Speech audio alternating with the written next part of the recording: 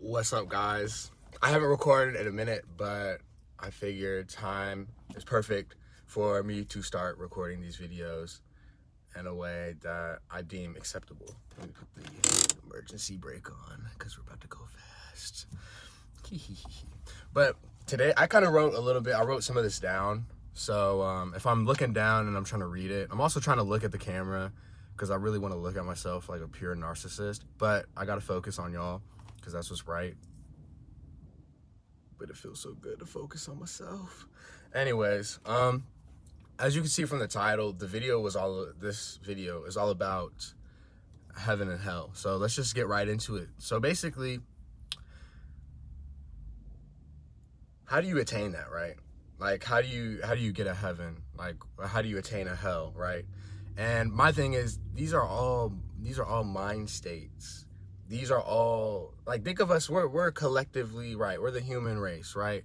But then individually we have our own specific paths, our own specific wishes and desires that we want to have fulfilled, right? And a lot of people say, like, oh, the hell, that's afterlife. The heaven, that's afterlife. Are you going to heaven? You're going to hell. I'm going to be in heaven. Me and Jesus are going to be doing high fives and doing somersaults with each other, and you're going to be in hell with P Diddy, and you're going to be wiping oil on each other for the rest of eternity. Huh? Okay, I made all that up, but I say all this to say these are all projections of what we think is going to happen, what we think should happen, because we think I'm such a good person, oh, I'm a bad person. And we can kind of see these are all manifestations of our mind. And I found that a lot of the heaven, the hell, this dialogue is usually centered around control and fear. What's the best way to get control over somebody?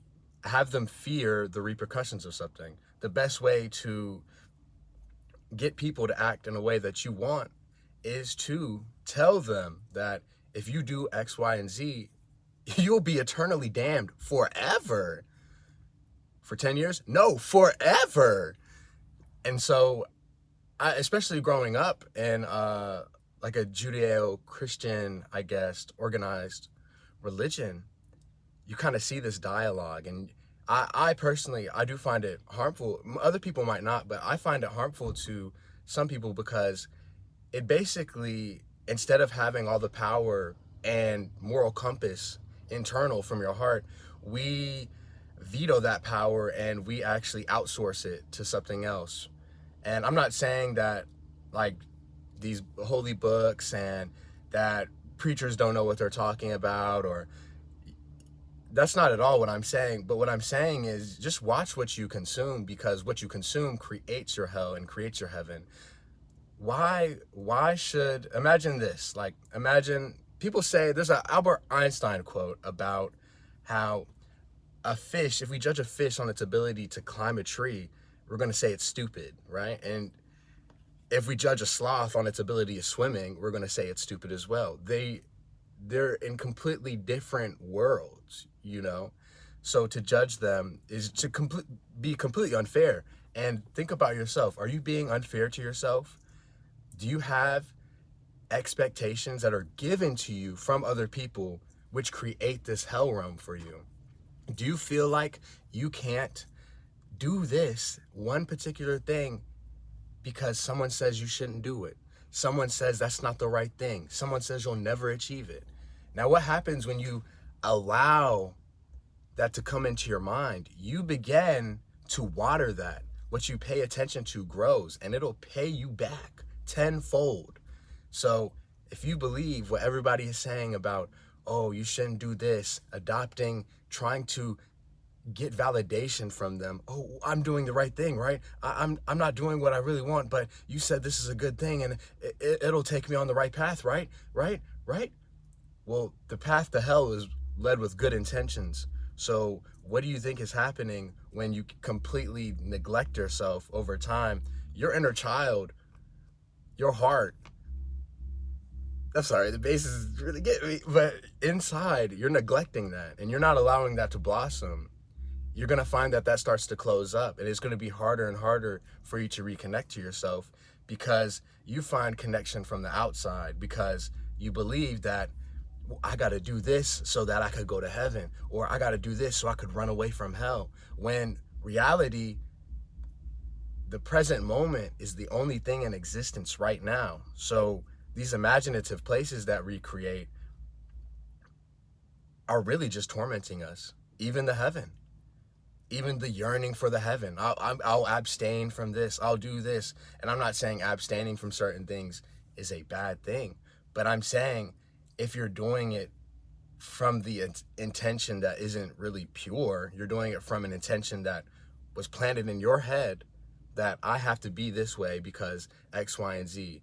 I have to do this because someone said it. I just don't think, I think that is sin. I think that's sin within itself, because you're adopting someone else's life path, someone else's teachings, and you're not listening to your inner tutor, your inner teacher, your intuition, something that will pay you when you listen to it. We get all this tuition, we got to pay tuition for school, but your intuition will always pay it forward. It will always put you first. And that's the thing. See, I say put you first. People will flip that and be like, he's being selfish. He's only thinking about himself. And hey, let's be honest here. If your cup isn't filled, how can you pour out to other people and help other people the way that you want to? How can we expect a perfect world when all we're doing is creating a hell based off of the perceptions that we think people would like? Oh, I think this girl would really like me if I acted this way, so I'm gonna act this way. I think my boss would like it if I did this, and that's gonna shoot you in the foot, because most of the time people don't want somebody to yes, or oh yeah, I agree completely all the time. People want a little bit of pushback. They don't want to argue and debate, but people want to be challenged. That's how we grow. And if we don't do that, then we'll find ourselves stagnating. All right, now let me look down, see if I missed anything, because I really do not want to do this video again. So yeah, basically we create and we adopt hells from other people. And I assume that everybody has negative and positive thoughts in their mind, right? I think sometimes the thoughts that we think aren't even ours necessarily. We might pick them up from somebody else. We might feel a certain way because somebody else feels a certain way around us. So I think it's so important to not care about I understand, you might have a bad thought, you might have a good thought. That might be a really bad idea. That's probably the best idea you ever came up with. But when we sit there and we try to control our mind, and we're over here like, I had a bad thought, I'm a bad person, only bad people think about these things, you're feeding that, because it's a feedback loop. Bad thought, respond negatively to bad thought, and you're responding to it as if you've been tormented by it forever. So that's what I mean by the hell realm. How do you respond to that? I think a heaven realm, or a heaven mentality, you respond with, okay, I accept that, but I don't have to allow that to consume me or control my life. I can let that go. I can accept that there are problems, but I don't have to let them rule me, because if I allow my own problems, people's prejudice, people's perceptions, their laws, litigations, rules, manifesto for life to determine what I do, then I'm ruled by the chains of other people's expectations, and I'll never be free. I'll absolutely never be free, because the person that I should listen to is me, is my code, developing my code. And people will try to hijack your code so that you follow their path, my teachings, my this, I'm this. You listen to me, you know nothing. You know nothing, but yet you've been living life this whole time. How do you know nothing? How are you ignorant? And people will hijack. You willingly give your power away to other people. And I just want people to understand, because it makes no point. I can understand if somebody's telling you stuff and they're trying to make you feel good and you accept it. But when people are telling you bad stuff and stuff that just doesn't feel good to you and you still want to rock with it, I you're just creating hell for yourself because you know in your soul you don't accept it. It's like I wrote on here basically like think of a rose, right? A rose bush. You could admire its beauty, look at the rose and appreciate it for what it is, or being unsatisfied, trying to pick the rose and getting pricked by the thorns because you can't see it, the totality for what it is. It's something to be respected. Love is something to be respected. You shouldn't want to control others. You shouldn't want to control people's perceptions because that's for them. You shouldn't want to live up for their perceptions because that's them. That's how they should live.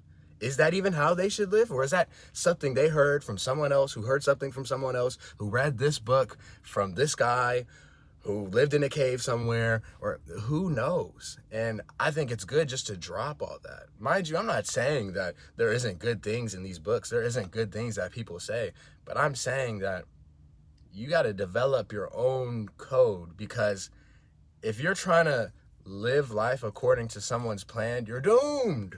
You're doomed. There's no good to come out of that.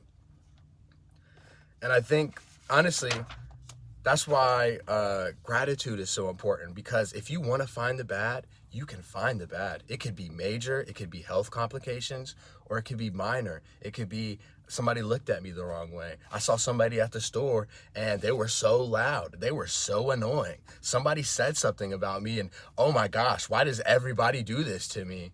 But not realizing that you literally choose your life in every single moment. You pick the people you want to be around. You complain about people, but yet you are around these people. You complain about the life that you live, but yet it is your life. You complain what you see around you, but that's all you ever want to look at.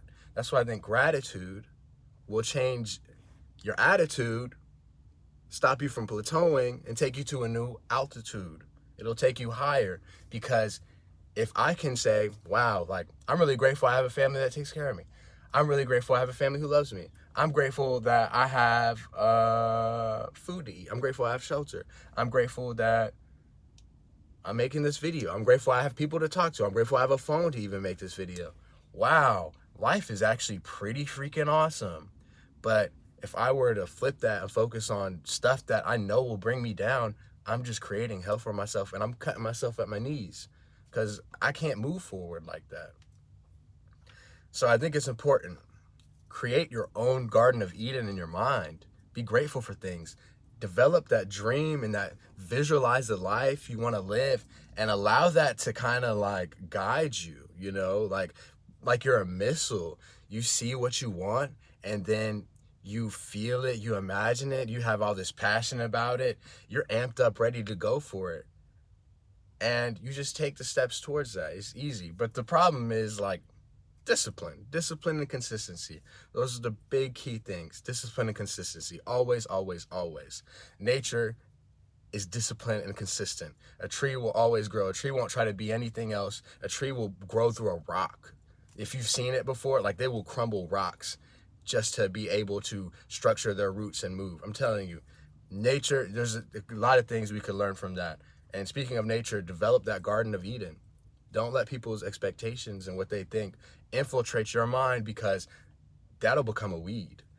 You're just gonna start growing weeds, and you're gonna let people's ideas infect what you got going on. Trust your sovereignty.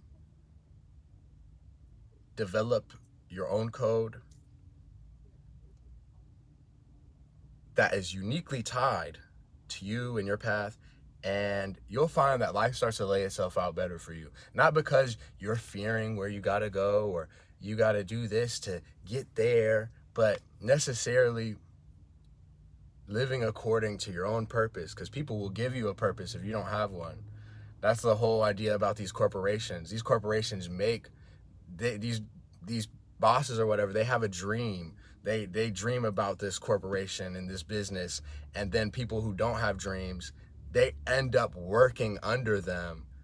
And that's kind of how you get, it's like a ritual. It's like because you're going in every day participating in somebody else's dream, and to all hell with yours. You know what I mean? I'm making money working for somebody else's dream, and I think it's so backwards. And mind you, it's hard to do that because right now, like, I'm working for a job, I'm building somebody's dream up. But I know while I do that, I don't have to be bitter about it. I could be sweet instead and build mine up.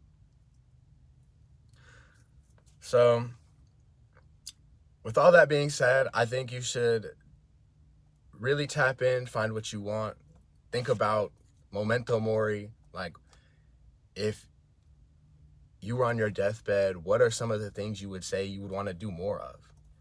And those things are going to let you know a lot, because, bro, there's no way you're going to be on your deathbed getting skibbity toilet brain rot inside your mind thinking about those things. You know what I mean? I'm saying all this for me because I love stupid, corny, crazy memes, whatever. But that's my hell, okay? That's my hell. That's not anybody else. That's my hell. But nobody can determine where you're going to find fulfillment or satisfaction. So I highly encourage y'all to think about what are some ideas that you might have implanted inside your head, or expectations that torment you, that they kind of break you down. Like, oh, well, I feel like I have to be this person, or I should do this because they said that, and that person always looks like they're really happy when they do that. But you do not want other people's problems. You don't even want their success, because you don't know what their problem was. You don't know what it took to get that, And I think it's so easy to look around and say, oh, they got it good, I want exactly what they have. And then, God forbid, you actually get the circumstances and situations that built them up to become that person, you'd crumble, because that's not for you. That's not what you want. You're not made for that. You're made for you. And you got to tap into that, and you can find what you want. So please comment, subscribe. There was a flame ignited within my soul, and I want to start posting these videos a lot more. And peace.